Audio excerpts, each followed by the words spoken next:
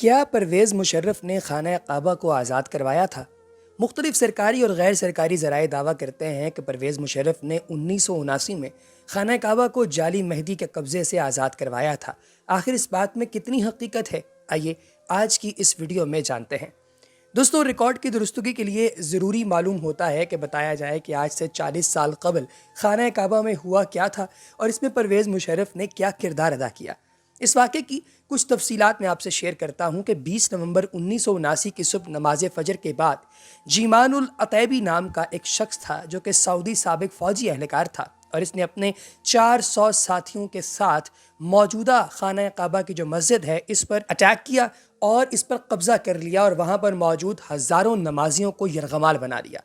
Zeeman का यह दावा था कि उसके एक साथी मुहम्मद अल कहतानी मेहदी हैं और तमाम आलम इस्लाम पर फ़र्ज़ हो गया है कि वो उनके हाथ पर बैत कर लें। सऊदी हुकूमत ने इन दहशत गर्दों से खाना काबा को छुड़ाने के लिए मुतअद्दिद कोशिशें की, पुलिस भेजी, फ़ौजी दस्ते भेजे, कमांडो एक्शन करने की कोशिश की, लेकिन जीमान ने मस्जिदुल हराम के मीनारों पर मशीन गन्स नस्ब कर रखी थीं, इसलिए जो भी करीब आता उसे गोलियों से भून दिया जाता। आखिर सऊदी हुकूमत ने फ्रांस से रब्ता किया और वहाँ से 3 खुसूसी कमांडो सऊदी अरब पहुँच गए। उन्होंने पहले खाना काबा की दीवारों में बारूद से सुराख किए, फिर बेहोशी की गैस छोड़ी और इस दौरान हल्ला बोलकर दहशत गर्दों को काबू कर लिया। इस वाक़े के कुछ ही अरसे बाद इस किस्म की इत्तलात गर्दिश में आ गईं कि पाकिस्तानी कमांडोज ने ऑपरेशन में हिस्सा लिया था। जब जनरल मुशर्रफ इक़्तिदार में आए तो ये भी कहा जाने लगा कि इन कमांडोज में वो भी शामिल थे।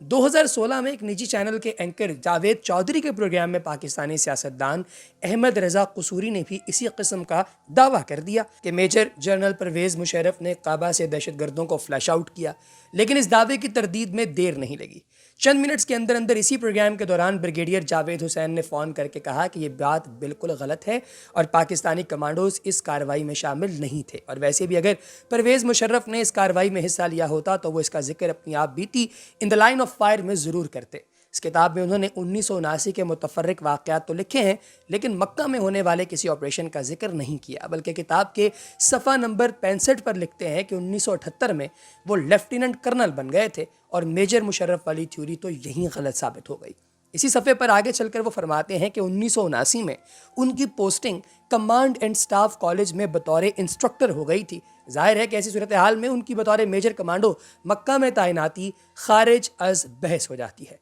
वो 1979 के वाक़यात का जिक्र करते हुए ये तक बताते हैं कि उन्होंने स्टाफ कॉलेज में बग़ैर पर्ची के तकरीर करने का हुनर कैसे सीखा और कैसे 15 मुख्तलिफ मुल्कों से आए हुए फ़ौजियों के साथ बड़ा यादगार वक्त गुजारा। अगर कोई जिक्र नहीं तो खाना काबा पर हमले और इसे जाली मेहदी के हामियों से छुड़ाने के कारनामे का। और वैसे भी